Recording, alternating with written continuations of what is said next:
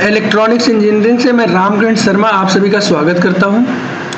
आज हम लोग बात करने जा रहे हैं इंट्रोडक्शन टू इलेक्ट्रॉनिक्स इंजीनियरिंग। इसके क्या एडवांटेजेस हैं, इस कोर्स को करने से क्या क्या एप्लीकेशन आप कर सकते हैं और किस किस फील्ड में आपको जॉब ऑफर्स होंगे, है ना। मतलब इसका क्या फ्यूचर स्कोप है, इस पर हम लोग बात करने जा रहे हैं। और ये टॉपिक काफ़ी अच्छा है क्योंकि पहले हमको ये पता चलना चाहिए कि जिस कोर्स को हम करने जा रहे हैं उसमें जॉब्स हैं कितनी, है ना, किस फील्ड में वो जॉब मिलेंगी, उसकी कंपनीज क्या है, उसके बारे में हमको बात करनी है।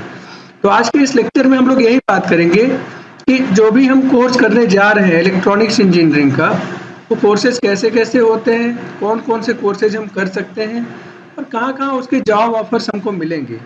और इस लेक्चर के बाद हम ये भी देख पाएंगे कि इलेक्ट्रॉनिक्स इंजीनियरिंग से अगर हम बीटेक करते हैं हमें किसी भी फील्ड में जॉब मिल सकती है, क्योंकि आज के समय में जो भी काम हो रहा है वो सारा किधर हो रहा है, इलेक्ट्रॉनिक्स इंजीनियरिंग में हो रहा है। तो आइए इसको हम लोग समझने का प्रयास करते हैं, ठीक है। तो चैनल को अगर आपने सब्सक्राइब नहीं किया तो सब्सक्राइब कर लीजिए, है ना। चलिए शुरू करते हैं। तो सबसे पहले हम लोग ये जानने का प्रयास करें इंजीनियरिंग क्या होती है ना। तो अगर आप अपने में सोचें इंजीनियरिंग क्या है, तो इंजीनियरिंग को ध्यान से देखेंगे तो जितने भी लोगों ने अभी तक रिसर्च किए हैं उनके आधार पर अगर हम विचार करने जाएं तो जो भी हमारे आसपास की चीजें हैं जो नेचर में अवेलेबल है ना, उनको समझ पाना, उनको समझकर उसके अकॉर्डिंग कोई नई चीज डेवलप कर पाना, है ना। किसी ने एलईडी इन्वेंट किया था, एलईडी लाइट इमिटिंग डायोड, इसका नाम आपको पता होगा। तो एलईडी किसी ने इन्वेंट किया था। ये इन्वेंशन जो हुआ था वो कहाँ से हुआ था, नेचर की कुछ चीजें थी जिसको ध्यान में रख कर कि भाई इस तरह से हम इनको मिक्स करेंगे तो पावर सप्लाई देने पर वो लाइट इमिट करेंगे। और उन्होंने फिर क्या इन्वेंट किया, एलईडी को इन्वेंट किया। ये इन्वेंशन हम क्यों कर रहे हैं, क्योंकि ये एकदम नई चीज थी, डिफरेंट थी। इसके पहले जितने भी डिवाइसेस थे वो लाइट इमिट नहीं कर पाते थे, है ना। तो ये एक प्रकार का इन्वेंशन था।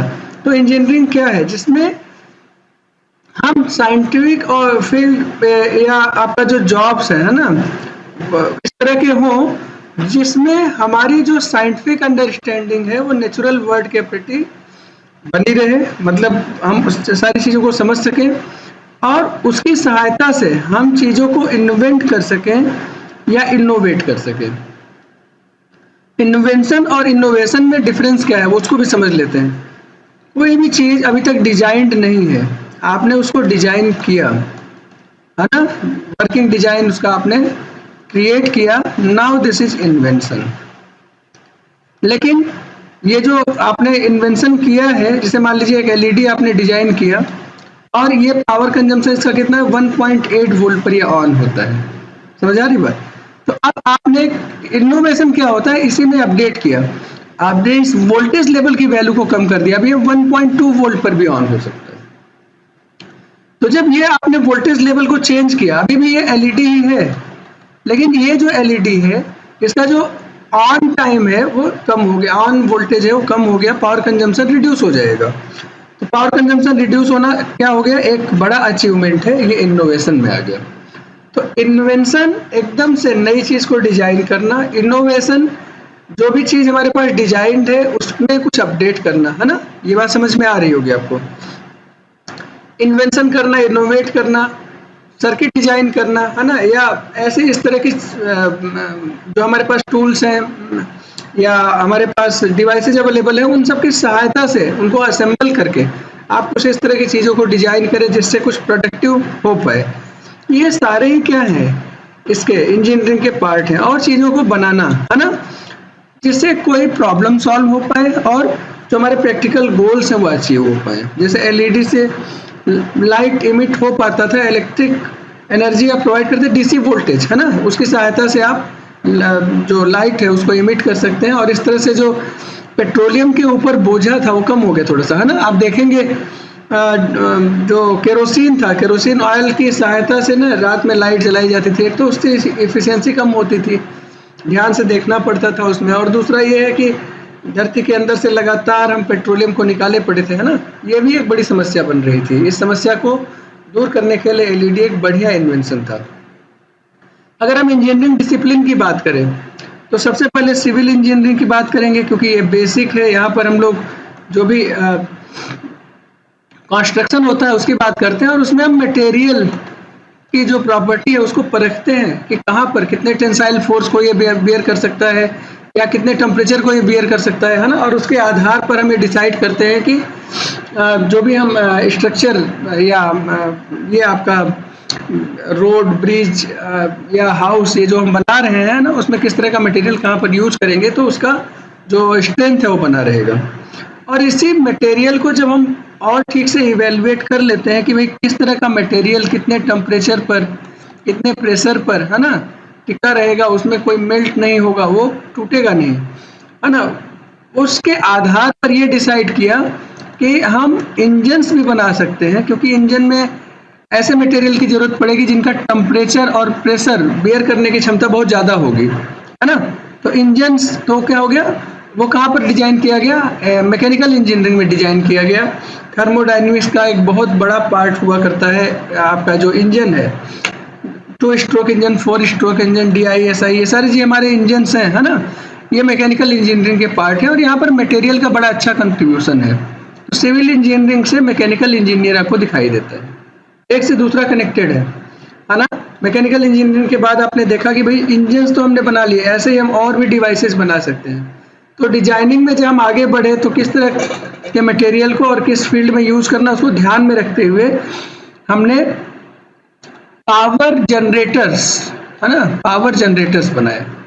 ये जो पावर जनरेटर्स हैं हमारे, वो हाइड्रो पावर जनरेटर्स हो सकते हैं, न्यूक्लियर पावर जनरेटर्स हो सकते हैं, जिनके बारे में हम लोग सुना करते हैं। तो मान लीजिए आपका हाइड्रो पावर जनरेटर है, तो बहुत हाइट से, है ना, वाटर नीचे की तरफ आएगा और वो टरबाइन के ब्लेड्स पर गिरता है ना, टरबाइन है ये, टरबाइन के ब्लेड्स पर गिरता है और इसको ये रोटेट कराता है, जिससे सॉफ्ट रोटेट होने लगता है। और इसमें जो डायनमो लगा हुआ है ना, डायनमो, ये क्या करता है, ये इलेक्ट्रिक वोल्टेज जनरेट करता है और ये वोल्टेज जो भी जनरेट हो रहा है ना, वो हमारा AC नेचर का होता है। इस तरह का डायनमो डिजाइन किया जाता है सो दैट कि हमें ये इस तरह का सप्लाई मिले, इसको बोलते हैं साइनोसॉइडल सप्लाई। और ये जो हमारे घरों में नॉर्मल आता है, ये साइनोसॉइडल सप्लाई यही है, सामने आप देख पा रहे हैं। तो इलेक्ट्रिकल इंजीनियरिंग ने 2 काम किया, एक तो पावर जनरेटर का काम और दूसरा जो जनरेटेड पावर है उसको डिस्ट्रीब्यूट करने का काम भी उन्होंने किया। और इससे ड्राइव होने के लिए ढेर सारे इलेक्ट्रिकल इलेक्ट्रॉनिक अप्लायंसेस बने जो हाई वोल्टेज पर काम करते थे। जो हमारा वैक्यूम ट्यूब हुआ करता था पुराने समय में, या वैक्यूम ट्यूब की सहायता से जो डायोड ट्रांजिस्टर से बने हमारे, वो जितने भी इलेक्ट्रॉनिक डिवाइसेस थे वो सब हाई पावर पर चलते थे। कितने का तो पावर जो कंजम्पशन था 1.2 किलोवाट से ज्यादा था इन सब में, है ना। पुराने जितने भी डिवाइसेस थे आप उनको देख सकते हैं। ये समझ में आया कि जो पावर कंजम्पशन है वो बहुत ज्यादा है, तो पावर कंजम्पशन को कम कैसे करें। तो इसको 2 तरीके से कम कर सकते हैं। एक तो उसका जो ऑपरेटिव वोल्टेज है उसको कम करिए, ये 220-240 वोल्ट के बजाय 5 वोल्ट, 7 वोल्ट, 10 वोल्ट पर ही काम करें। एक तो ये ध्यान रखना है ना। और दूसरा ये है कि जो डिजाइन हम इस तरह से करें सो दैट कि वो पावर कंजम्पशन भी कम करे। वैसे लो वोल्टेज पर चलेगा तो वैसे ही पावर कंजम्पशन कम हो जाएगी। और ये किस फील्ड में किया जा सकता था, ये जो फील्ड था इसका नाम है इलेक्ट्रॉनिक्स एंड कम्युनिकेशन, जिसमें इलेक्ट्रॉनिक चिप इलेक्ट्रॉनिक्स इंजीनियरिंग के अंडर में आते हैं और जो चिप्स की सहायता से कम्युनिकेशन का पार्ट है वो कम्युनिकेशन के अंडर में आता है, जैसे रडार, सैटेलाइट, ये सब कम्युनिकेशन का पार्ट है ना। तो अब इलेक्ट्रॉनिक्स ने एक बहुत ही बड़ा चेंज किया इस पूरे वर्ल्ड में। अगर आप ध्यान से देखेंगे तो लो वोल्टेज पर हमारी जो डिवाइसेस है वो आसानी से ऑपरेट हो सकती है। This is the benefit. और यही वो बेनिफिट था जिसकी वजह से इलेक्ट्रॉनिक्स का बूम पूरे वर्ल्ड में आया, है ना। आप चारों तरफ देखिए, आज के समय में जितने भी इन्वेंशंस या इनोवेशंस आपको दिखाई दे रहे हैं, उसका जो सेंटर एरिया है वो इलेक्ट्रॉनिक्स है ना, या कहीं ना कहीं इलेक्ट्रॉनिक्स उसमें इन्वॉल्व है। इसके बाद बहुत सारे नए चिप्स बने, डिजिटल चिप्स, जिनको आप कहते हैं कि भाई रैम हो गया, रोम हो गया, ये सब आपके डिजिटल चिप्स हैं जो आज के समय में आपके अवेलेबल हैं।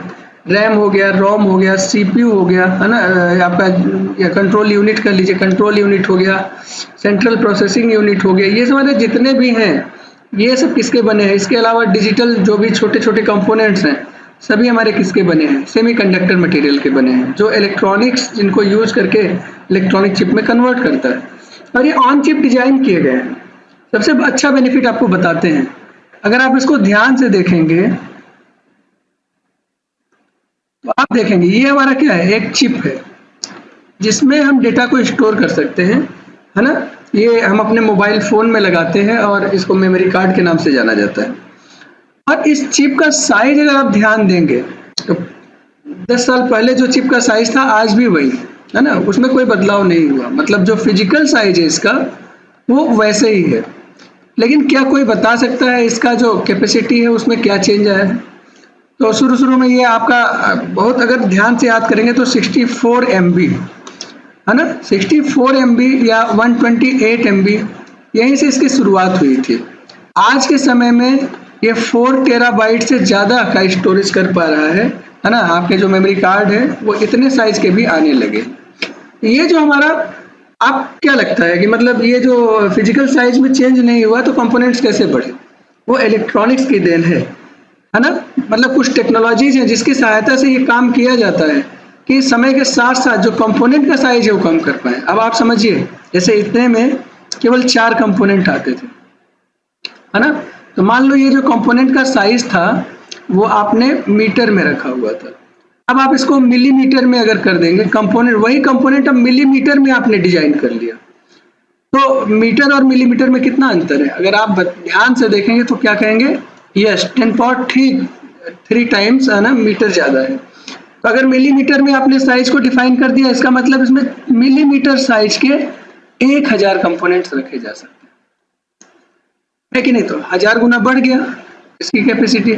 इसी तरह से फिर क्या किया, ये जो मिलीमीटर साइज है उसको माइक्रोमीटर में कन्वर्ट किया, मतलब और छोटे कंपोनेंट साइज को आपने डिजाइन किया, तो उससे नंबर ऑफ कंपोनेंट्स इस एरिया में और बढ़ गए, है ना। 1000 से और गुणा कर दो।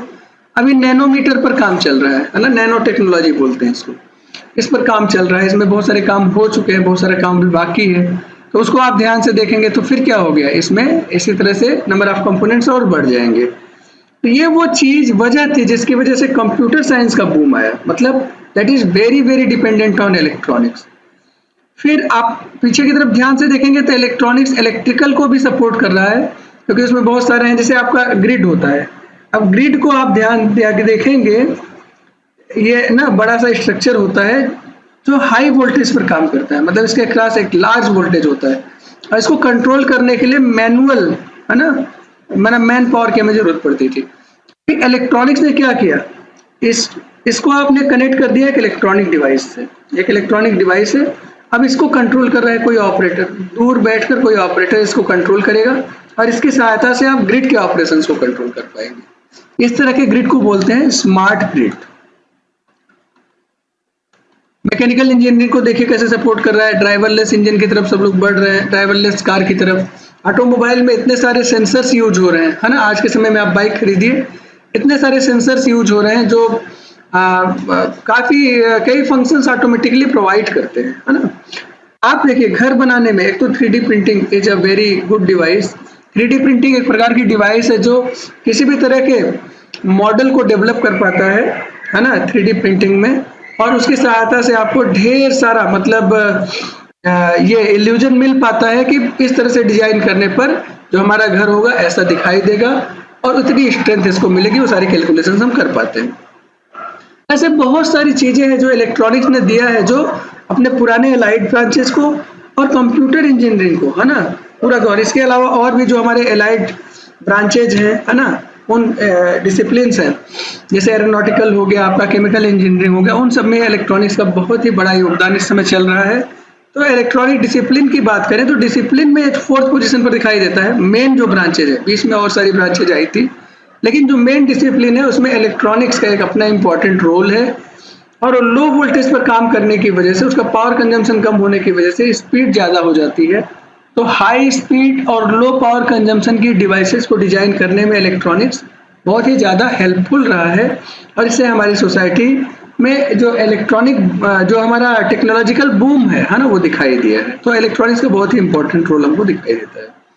डेफिनेशन की अगर हम बात करें तो ये एक प्रकार की ब्रांच है जिसमें इलेक्ट्रॉन्स का मोशन आपको दिखाई देता है ना, और उसको हम कंट्रोल कर सकते हैं स्मॉल पावर लेवल में।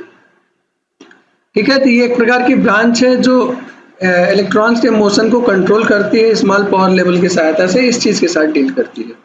और ठीक से देखें तो इसी चीज़ को और आगे बढ़ाया कि भाई कंट्रोल करने में क्या क्या चीज़ें हम डिजाइन कर सकते हैं। तो हमें सेमीकंडक्टर डिवाइसेस दिखाई दिए, जैसे ट्रांजिस्टर हो गया, डायोड हो गया। जो इंटरमीडिएट से पढ़ के आए हैं बच्चे, वो डायोड और ट्रांजिस्टर के बारे में बेसिकली सुने होंगे, या हो सकता है डायोड की वर्किंग उनको पता हो।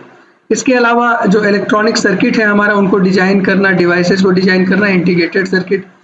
पीसीबी एक प्रकार का बोर्ड होता है जिस पर हम क्या करते हैं, कुछ सर्किट के लिए हम कंडक्टिंग लाइंस को डिजाइन करते हैं और उस पर कंपोनेंट्स को ऑन चिप असेंबल कर देते हैं यूजिंग सोल्डरिंग, है ना, सोल्डरिंग कर देते हैं। और उसके बाद फिर वो आपके लिए सिस्टम हो जाता है, इनपुट आउटपुट सिस्टम हो जाता है, जहाँ पर कुछ इनपुट देकर आप कुछ आउटपुट ले सकते हैं। फिर इलेक्ट्रॉनिक्स इंजीनियरिंग से आगे बढ़े तो इलेक्ट्रॉनिक्स एंड कम्युनिकेशन इंजीनियरिंग, ये ज़्यादा ब्रॉड हो गया और ये काफ़ी अच्छा रहा, क्योंकि अब इस फील्ड में हम जब बात करते हैं तो हम दो तरह की बात करते हैं। एक तो आपका बेसिक जो इलेक्ट्रॉनिक डिवाइसेज हैं उसकी हम बात कर पाते हैं, जो सॉलिड स्टेट डिवाइसेज हैं, जैसे आपका डायोड हो गया, ट्रांजिस्टर हो गया। इसके अलावा जो आपके डिजिटल कंपोनेंट्स हम डिजाइन कर पा रहे हैं, जो ऑन चिप जो भी हम डिजाइन कर सकते हैं। और दूसरी जो हमने बात किया उसमें एनालॉग डेटा के ट्रांसमिशन की हम बात करते हैं, एनालॉग एंड डिजिटल ट्रांसमिशन की बात करते हैं। तो उसमें जो हमारे एनालॉग और डिजिटल कम्युनिकेशन है, जैसे आपका माइक्रोवेव कम्युनिकेशन हो गया, सैटेलाइट कम्युनिकेशन हो गया, रडार हो गया। और इसी में फिर एंटीना की हम बात करते हैं कि किस तरह के एंटीना डिजाइन करेंगे, किस तरह का। आज के समय में आप देखिए 5G और अब अभी बहुत सारे कंट्रीज में 6G एंटीना की बात हो रही है कि किस तरह से उस पर हम लोग काम कर सकते हैं। तो ये सब वो हमारे जो डिवाइसेज हैं, है ना, उनको हम ये डिजाइन करते हैं सो दैट कि कम्युनिकेशन आसानी से हो पाए। सैटेलाइट कम्युनिकेशन में जो हमारे एंटीनाज यूज हो रहे हैं, और इसके अलावा फ्रिक्वेंसी में इतनी ज़्यादा रखते हैं कि वो कहाँ तक वो सिग्नल हमारा पहुँच पाता है, सो दैट कि वो आसानी से इतनी दूरी तक ना रिसीव किया जा सके। तो ये हमारा बेसिक जो इलेक्ट्रॉनिक एंड कम्युनिकेशन इंजीनियरिंग है, उससे हमारा बहुत सारा बेसिक जो हमारा एम है वो फुलफिल होता दिखाई देता है। दूर बैठे हम एक दूसरे से बात कर सकते हैं। क्या पढ़ें कि हमारा इस फील्ड में, है ना, कर पाए हम कुछ। तो एक तो हमें यूजी करना पड़ेगा, 4 साल का कोर्स होता है, बीटेक है। ये बहुत सारे लोग डिप्लोमा भी करते हैं, तो डिप्लोमा से तो आप बहुत आगे जाने की उम्मीद कम रहती है। लेकिन अगर आप बीटेक करते हैं तो इलेक्ट्रॉनिक्स इंजीनियरिंग में, इलेक्ट्रॉनिक्स एंड कम्युनिकेशन इंजीनियरिंग में, इलेक्ट्रॉनिक्स एंड इंस्ट्रूमेंटेशन और एलाइड जो ब्रांचेज हैं इसके साथ, वो 4 साल का कोर्स करते हैं। तब आप एलिजिबल होते हैं कंपनीज में एक छोटे पोस्ट पे काम करने के लिए, और उससे भी हायर लेवल पर काम करने के लिए आप मास्टर्स करते हैं जो 2 साल का होता है। और ये अलग अलग फील्ड में होता है, जैसे ऑप्टिकल कम्युनिकेशन हो गया, इलेक्ट्रॉनिक्स एंड कम्युनिकेशन इंजीनियरिंग हो गया, VLSI हो गया, micro electronics, digital system, digital signal processing, analog signal processing, micro processors का नाम आपने सुना होगा, माइक्रो कंट्रोलर्स कम्युनिकेशन फील्ड में, है ना।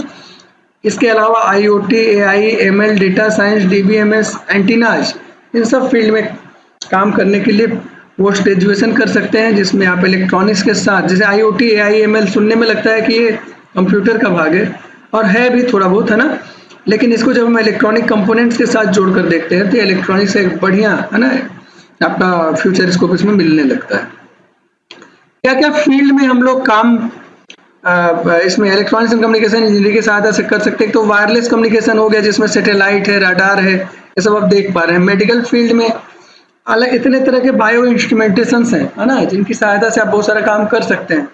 तो वो अभी मेडिकल फील्ड में आप देख पा रहे हैं। और उसके अलावा 3D प्रिंटिंग, जो मैकेनिकल इंजीनियरिंग का एक इन्वेंशन था, उसकी सहायता से आप, इलेक्ट्रॉनिक्स का इन्वेंशन है और मैकेनिकल में यूज होता था, उसकी सहायता से आप अलग अलग रिसर्च फील्ड में, मेडिकल में उसको यूज कर सकते हैं, सर्जरी को सिखाने के लिए, और अलग तरह की मेडिसिन किस तरह से दी जा सकती है, उन सब के बारे में बात करने के लिए एक डेमो टाइप का ना बनाने के लिए हम मेडिकल फील्ड में यूज कर सकते हैं। डिफेंस एरिया में अच्छा खासा यूज, DRDO, इसरो का नाम तो आप लोग देख ही रहे हैं आज के समय में। ये सब इलेक्ट्रॉनिक्स फील्ड में बहुत ही अच्छा काम यहाँ पर चल रहा है। ऑटोमेशन, आज पूरी दुनिया ऑटोमेशन की तरफ ही चल रही है। और ऑटोमेशन को ध्यान से देखें तो ये क्या है, मतलब मैं बेड पर बैठे बैठे, है ना, रिमोट की सहायता से टेलीविजन को ऑन या ऑफ कर पाऊँ, या आज के समय में तो यहाँ तक की बात आ गई कि मैं बेड पर बैठा रहूँ और मैंने एक बटन दबाया और रोबोट कहीं से पानी को भर के ले आया, आपको देकर वापस चला गया। इतनी तक की बात हो रही है। तो एक्चुअली में ये जो बेड है, मतलब ये हम आलसी होने की तरफ आगे बढ़ रहे हैं अगर ध्यान से देखें। लेकिन ठीक है, ऑटोमेशन का मतलब हमारी फिजिकल जो सुविधाएं हैं वो और ज़्यादा से ज़्यादा बढ़ जाए, इस पर हम लोग काम कर रहे हैं। लेकिन वो किसकी सहायता से संभव हुआ? इलेक्ट्रॉनिक्स की सहायता से संभव हुआ। और सॉफ्टवेयर फील्ड में भी बहुत सारा काम हम कर पा रहे हैं, तो सबको देखने का प्रयास करते हैं। वायरलेस कम्युनिकेशन में मोबाइल कम्युनिकेशन एक बहुत ही बड़ा बूम रहा। रडार आया, फिर satellite communication, GIS geographical information system, ये तो नाम आपने नहीं सुना होगा। जियोग्राफिकल इंफॉर्मेशन सिस्टम, ये क्या है ना? तो जो अर्थ से पर हमारी रेज आ रही है ना, ये जो रेज आती हैं ये वापस भी होती हैं, आपको पता ही है। और ये जो सनलाइट है, सनलाइट में हर तरह की रेज अवेलेबल है, मतलब ये आपका अल्ट्रा वायलेट भी है, इंफ्रा भी है ना, विजिबल भी है, विजिबल की वजह से हम देख पाते हैं। इसके अलावा माइक्रोवेव्स हैं, ये सारे हमारे जितने हैं। तो अब कैसे इससे हम ये जियोग्राफिकल इंफॉर्मेशन सिस्टम कैसे, तो मान लीजिए धरती पर कहाँ कहाँ हमारा ग्रीनरी है ना, उसको हम जानने का प्रयास कर रहे हैं। तो ग्रीनरी को जानने का प्रयास करने का मतलब कहाँ कहाँ पर हमारा ग्रीन एरिया है, पहले उसको देखें। तो मान लो ये जो इतना रीजन है ये हमारा ग्रीन है, ये कैसे पता चले? तो अभी जो हमारी रेज आएंगी है ना, वो यहाँ से रिफ्लेक्ट होंगी। ये जो भी रेज हमारे पास आ रही हैं वो उस सबको तो रिफ्लेक्ट वापस नहीं करेगा, इसमें से किसको रिफ्लेक्ट करेगा? जो आईआर होंगी। ग्रीन कलर आईआर को बहुत अच्छा रिफ्लेक्ट करता है, बात समझ में आ रही है? तो सैटेलाइट तक कौन सी रेज, ये इसके ऊपर से, ग्रीनरी के ऊपर से पड़ने के बाद सैटेलाइट तक पहुंच पाएंगी है ना, जो ज़्यादा से ज़्यादा रिफ्लेक्ट होंगी। और कौन सी ज़्यादा रिफ्लेक्ट हो पा रही हैं? जिसका कौन सी आईआर है ना, इंफ्रारेड। इंफ्रारेड यहाँ से क्या होगा, इंसिडेंट होने के बाद सैटेलाइट तक पहुंच पाएगी और सैटेलाइट पर फिर सिग्नल प्रोसेसिंग के बाद ये डिसाइड कर पाएंगे कि ये जो एरिया है यहाँ पर क्या है, ये हमारा ग्रीनरी है ना, मतलब फॉरेस्ट है या ग्रीन लैंड है, उसके आधार पर भी ये हो पाएगा, डिसाइड कर पाएंगे कि क्या है। हाइट के आधार पर भी देख पाएंगे कि बड़े पेड़ हैं, छोटे पेड़ हैं। वो सारी चीज़ों को जियोग्राफिकल इंफॉर्मेशन सिस्टम से आप मैप कर सकते हैं। तो जितने भी तरह के मैप हैं वो जीआईएस की सहायता से डिजाइन किए जाते हैं। इसके अलावा ब्लूटूथ है, वाईफाई, ये सारे हमारे जितने भी एग्जाम्पल्स हैं वायरलेस कम्युनिकेशन में हम देख पा रहे हैं। मेडिकल फील्ड की अगर बात करें तो डिजिटल एक्सरे की बात करें, एआई बेस्ड डायग्नोसिस आजकल बहुत ज़्यादा हो रहा है। अक्सर डॉक्टर अवेलेबल नहीं मिलते, तब मरीज को बचाने के लिए ना एआई बेस्ड टेक्नोलॉजीज यूज़ की जाती है। हालांकि हमेशा इफेक्टिव है ऐसा नहीं है, लेकिन कई बार ये काम करता है। तो जहाँ डॉक्टर नहीं है उससे बढ़िया कम से कम कोई तो आपको ट्रीटमेंट मिल जाए। इसके लिए 3D प्रिंटर्स की सहायता से मेडिकल एक्टिविटीज, जैसे एक स्मॉल बर्ड है, ये हमारा पूरा शरीर है और शरीर के अंदर कहीं पर किसी ऑर्गन पर एक स्मॉल बर्ड है, ये देखो एक ध्यान से देखेंगे तो स्मॉल बर्ड दिखाई देगा। अब इसकी सर्जरी कैसे करें? तो उसके लिए जो 3D प्रिंटर है वो एक डमी ह्यूमन को लेकर उसको चीर फाड़ करके उसको दिखाने का प्रयास करता है कि किस तरह से इस पर काम कर सकते हैं। 3D प्रिंटर को चलाने का काम कोई डॉक्टर करता है और इस तरह से 3D प्रिंटर एक बहुत ही बढ़िया आविष्कार माना जाता है जो बहुत सारे एप्लीकेशंस में यूज होता है और ये इलेक्ट्रॉनिक्स का आज के समय में बहुत अच्छा पार्ट है।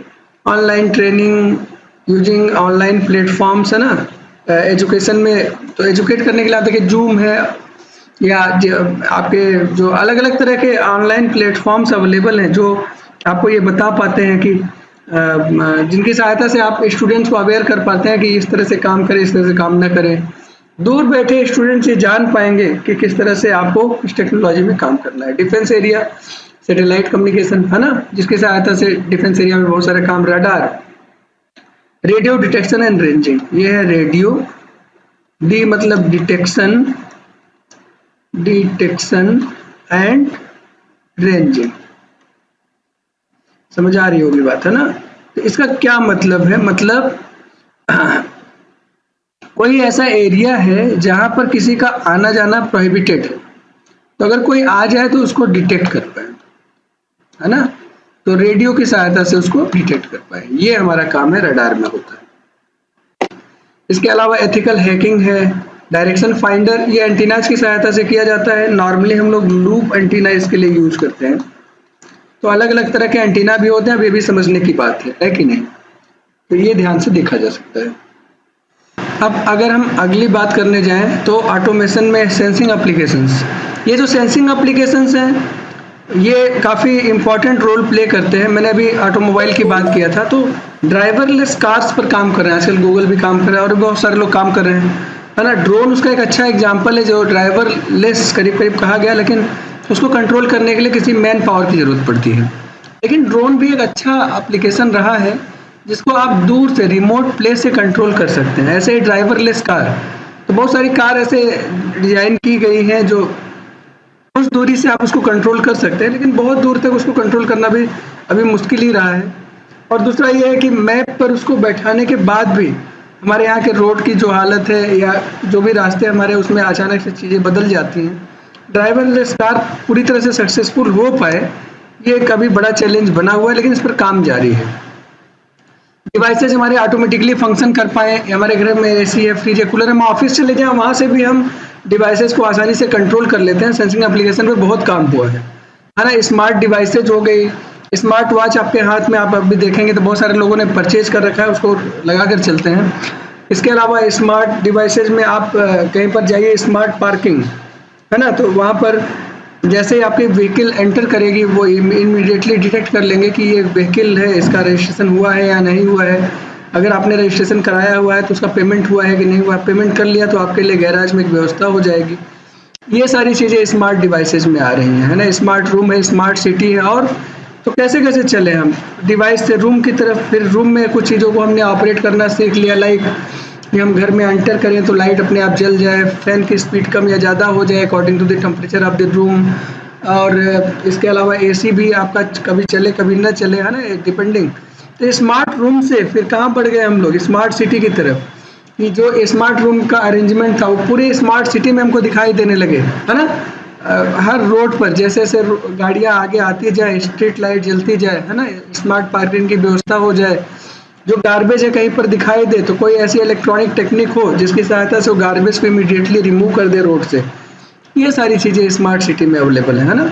और धीरे धीरे स्मार्ट सिटी से हम स्मार्ट वर्ल्ड की तरफ बढ़ रहे हैं, मतलब हम इधर जा रहे हैं, पूरी दुनिया को हम स्मार्ट बनाने का प्रयास कर रहे हैं।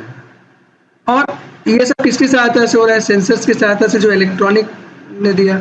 IoT जो ये भी क्या है, हमारे इलेक्ट्रॉनिक्स का ही पार्ट है ना। इसके अलावा AI, ML, cloud computing, DBMS, data science है, कंप्यूटर साइंस के जो बेसिक्स हैं उनकी सहायता से मिलकर इन सारी फील्ड में एक अच्छा काम होने का प्रयास हो रहा है।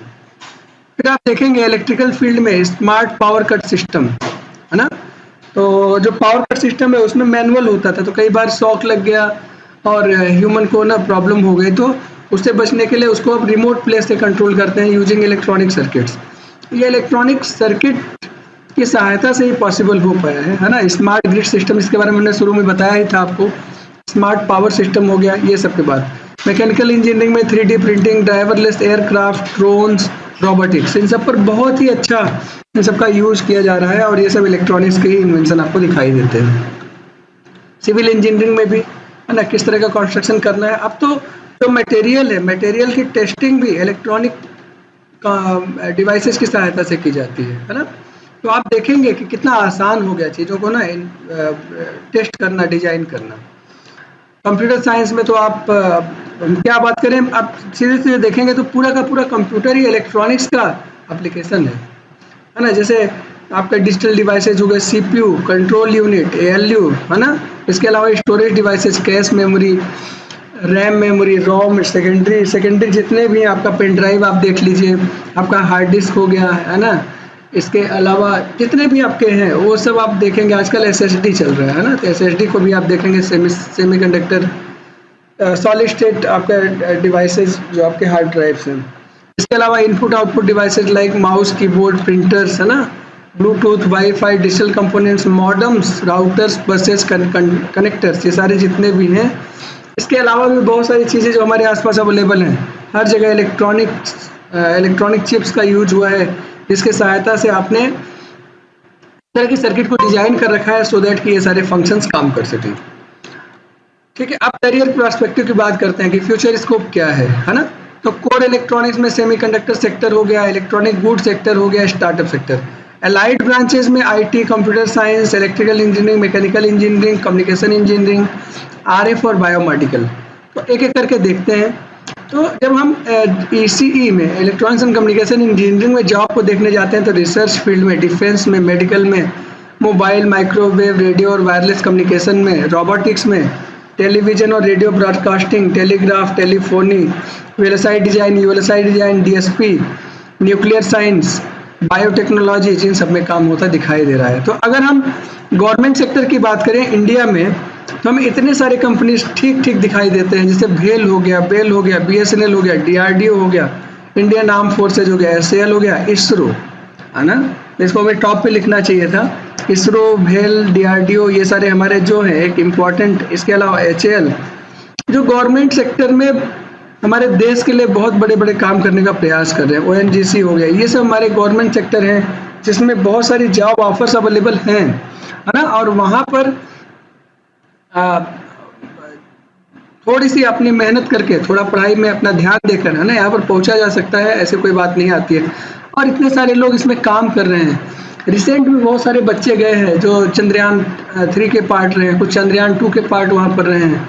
मार्स मिशन में भी जो बहुत सारे ऐसे बच्चे थे जो बीटेक करके ही गए थे और वहाँ पर उन्होंने मार्स मिशन में अपना सहयोग किया था। ठीक है। इसके अलावा गवर्नमेंट एयरलाइंस हुए। प्राइवेट सेक्टर की अगर हम बात करें तो इसमें इंटेल, अब ये बड़े नाम है जो आपको दिखाई देंगे पूरे वर्ल्ड में, है ना। क्वालकॉम, आप ध्यान देखेंगे तो आपके, मैं इसी रीजन की बात करता हूँ, इंडिया से करीब करीब हर रीजन से क्वालकॉम में बहुत सारे स्टूडेंट्स, है ना, जॉब ऑफर्स पाते हैं और वहाँ पर काम करते हैं, है ना। और ये जो सेमीकंडक्टर फील्ड में एक बहुत ही काफ़ी चेंजिंग एनवायरनमेंट क्रिएट करने का काम क्वालकॉम ने किया है। इसके अलावा आपका हो गया, ये देखो, ये जो हमारा है ताइवान सेमीकंडक्टर मैन्युफैक्चरिंग कंपनी, इसका नाम ही है, और ये ताइवान में है। और ये एक बढ़िया कंपनी है जिसने सेमीकंडक्टर चिप पर बहुत काम किया है। और ताइवान के साथ अभी हमारा कोलैबोरेशन भी मोदी जी कर रहे थे। तो आप देखेंगे तो मतलब अगर इसके साथ कोलैबोरेशन पूरा होता है तो बहुत सारे काम होने की उम्मीद दिखाई देती है। माइक्रोन टेक्नोलॉजीज हो गया, ठीक है, एसके हिनिक्स और आपका सैमसंग, ये दोनों ही आपके मतलब एक अच्छी कंपनी में, ये दोनों साउथ कोरिया के कंपनीज हैं, है ना। दोनों ही नाम आपने सुने होंगे, साउथ कोरिया, साउथ कोरिया की कंपनी है और बहुत ही बढ़िया सेमीकंडक्टर फील्ड में इन्होंने बहुत काम किया है। ये ताइवान में है, जो आपका TSMC मतलब ताइवान सेमीकंडक्टर मैन्युफैक्चरिंग कंपनी है। इसके अलावा जितने आपके नाम दिखाई दे रहे हैं सब यूएसए में है, जैसे Nvidia corporation, Broadcom, TI Texas instruments, है ना, ये भी आपका यूएसए का पार्ट है। इन्फिनियन आपका जर्मनी की कंपनी है ना, ये जर्मनी में है और ये भी एक अच्छी कंपनी है जिसने बहुत ही जॉब ऑफर्स प्रोवाइड कर रखे हैं। इसके अलावा फिलिप्स हो गया, गोदरेज इलेक्ट्रिकल एंड इलेक्ट्रॉनिक्स हो गया, ये आपका Sony, IBM, Bosch, aviation firms है इतने सारे जो हमारे पूरी दुनिया में दिखाई देते हैं। जनरल इलेक्ट्रिक एक कंपनी का नाम भी है और इसके अलावा इसके बहुत सारी ब्रांचेज है जो बहुत सारे फील्ड में इलेक्ट्रॉनिक्स के बच्चों को जॉब प्रोवाइड करते हैं। रिलायंस कम्युनिकेशन हो गया, रिलायंस के बहुत सारे फिर आपके सेक्टर्स हैं जो उसमें ओपन हो जाते हैं। और इसके अलावा एलाइड ब्रांचेज में आप कंप्यूटर फील्ड में हमारे बच्चे जा ही सकते हैं, है ना, लाइक आपका TCS हो गया, इंफोसिस हो गया, या और भी जो हमारी कंपनीज हैं वो एक लाइन से आप कंपनीज को देखेंगे, ये सारी कंपनीज जो हमारी IT फील्ड में अवेलेबल हैं वहाँ पर तो हमारे लिए जॉब ऑफर्स हैं ही। मतलब अगर कंप्यूटर साइंस से बीटेक करके कोई बच्चा इलेक्ट्रॉनिक्स में आना चाहे तो उसके लिए कोई रास्ता नहीं, है ना। लेकिन इलेक्ट्रॉनिक्स में कोई बच्चा बीटेक करके कंप्यूटर साइंस में आना चाह रहा है तो आ सकता है, इलेक्ट्रिकल में जाना चाह रहा है जा सकता है, मैकेनिकल में जाना चाह रहा है जा सकता है, सिविल में जाना चाह रहा है जा सकता है। इन सारी फील्ड में जॉब्स अवेलेबल हैं, है ना। मेरी बात समझ में आ रही है आपको? मतलब अगर आप इलेक्ट्रॉनिक्स से बीटेक करते हैं तो आप देखेंगे इस फील्ड में जॉब ऑफर्स बहुत ज़्यादा है और हर फील्ड में यहाँ से आप जा सकते हैं। ठीक बात है, ये मेरी बात समझ में आ रही है? तो जॉब मिलेगी कि नहीं मिलेगी? अब आप अपने में क्वेश्चन पूछिए कि जॉब मिलेगी, तो बिल्कुल मिलेगी, है कि नहीं। जब हम लैब की बात करते हैं, क्या क्या हम सीखते हैं इलेक्ट्रॉनिक्स एंड कम्युनिकेशन इंजीनियर के तौर पर लैब्स में, है ना। तो बीटेक करते हैं या एमटेक करते हैं या आज हम हायर रिसर्च के लिए जाते हैं तो आपको ये सारी लैब्स मिलती हैं, जैसे IOT lab along with AIML, है ना, basic electronics lab, analog circuit lab, PCB lab, analog integrated circuit design lab, digital electronics lab, microwave labs, communication lab, optical fiber का मैंने नाम नहीं लिया कहीं। ऑप्टिकल फाइबर एक बहुत ही, ये भी एक बड़ा बूम हुआ करता था, अभी भी आज के समय में काफ़ी अच्छा यूज़ होता है। जहाँ पर हम वायर यूज़ करते थे, मोटे मोटे वायर इस थिकनेस में, इसी थिकनेस में कम से कम 1000 ऑप्टिकल फाइबर केबल आपका पास होता है, मतलब 1000 कम्युनिकेटिंग लाइन केवल एक ही इसी वायर में है। तो अगर आप वायर का एक बड़ा सा बंच ले लीजिए, उसमें आप, है ना, मिलियंस, 1 मिलियन या उससे ज़्यादा लोगों को एक दूसरे के साथ कनेक्ट कर सकते हैं, और एक बहुत अच्छी फ्लेक्सिबिलिटी थी। पावर लॉस इसमें बहुत कम है। ऑप्टिकल फाइबर का जो लॉस है ना, लॉस इज़ वेरी लो। इसका जो पावर कंजम्पशन है वो भी काफ़ी बढ़िया है, और ये जो हमारा बहुत कम है।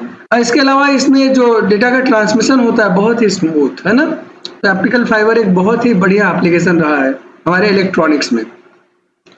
इसके अलावा सॉफ्टवेयर बेस्ड भी बहुत सारे लैब में हमारे एक्सपेरिमेंट्स होंगे, जैसे CAD lab, MATLAB, DSP lab, signal system lab, control system lab, microprocessor, microcontroller lab, IoT lab में आपका Arduino, ID, NodeMCU, Raspberry Pi, इन सब पर बात होगी। तो ये हमारे जितने भी फील्ड थे उन सब पर भी हमने बात कर लिया। तो हमने आज जो समझने का प्रयास किया था वो बेसिक क्या है इलेक्ट्रॉनिक्स, है ना, वो बाकी ब्रांचेस से किस तरह से कनेक्टेड है, उसका कनेक्टेडनेस हमको समझ में आया। इसके बाद हम लोगों ने ये जाना कि इसमें हमारा जो जॉब ऑफर्स हैं वो कहाँ कहाँ हो सकते हैं, कैसे हम जॉब ऑफर्स के लिए क्या स्टडी करें, ये भी बात की गई। और जो भी जॉब ऑफर्स हमको मिलेंगे वो किस किस फील्ड में कितने जॉब्स हमको मिल सकते हैं। इसके अलावा कौन कौन सी और ब्रांचेज में हम जॉब ले सकते हैं, ये भी हमने जानने का प्रयास किया। हमने ये देखा कि इलेक्ट्रॉनिक्स के बच्चे हर डिसिप्लिन में जॉब ले सकते हैं, है ना, जितने भी डिसिप्लिन हैं। लेकिन बाकी जितने ब्रांच के बच्चे हैं वो इलेक्ट्रॉनिक्स में आ पाए, इसकी संभावना कम होती है, क्योंकि इलेक्ट्रॉनिक्स की जो स्टडी है वो अलग से करनी पड़ती है। क्योंकि इलेक्ट्रॉनिक्स में कोडिंग भी इन्वॉल्व है, इसलिए वो सीएस में चले जाते हैं। इलेक्ट्रॉनिक्स में इलेक्ट्रिकल की चीज़ें भी होती हैं, इसलिए वो इलेक्ट्रिकल में चले जाते हैं। इलेक्ट्रॉनिक्स में मैकेनिकल की भी चीज़ें अवेलेबल होती है, इसलिए वो मैकेनिकल में भी चले जाते हैं। इलेक्ट्रॉनिक्स में मटेरियल की भी बात हमको करनी पड़ती है, इसलिए वो सिविल में भी जा सकते हैं। इन सारी फील्ड में आसानी से चले जाते हैं। ठीक है, तो मेरे ख्याल से ये वीडियो आपको अच्छा लगा होगा। इस बेसिक वीडियो के बाद अगले लेक्चर से हम लोग बेसिक इलेक्ट्रॉनिक्स के लेक्चर्स को स्टार्ट करने जा रहे हैं। उसके लिए थोड़ा सा वेट करिए। रोज़ धीरे धीरे हम छोटे छोटे डिनोमिनेशंस में लेक्चर्स को आपको हम प्रोवाइड करेंगे, है ना, ताकि आप थोड़ी थोड़ी चीज़ों को स्टडी करते रहें। यूट्यूब वीडियोज़ को हमारे, जहाँ पर आप यूट्यूब वीडियोज़ को देख रहे हैं वहाँ पर कमेंट सेक्शन है, आप वहाँ पर अपने सजेशंस या अपने जो भी कमेंट्स होंगे वो आप दे सकते हैं। इसके अलावा आप अपने सजेशंस और क्वेरी इस ईमेल आईडी पर दे सकते हैं, जो ईमेल आईडी नीचे लिखी है veuhb.ramk.sharma@gmail.com।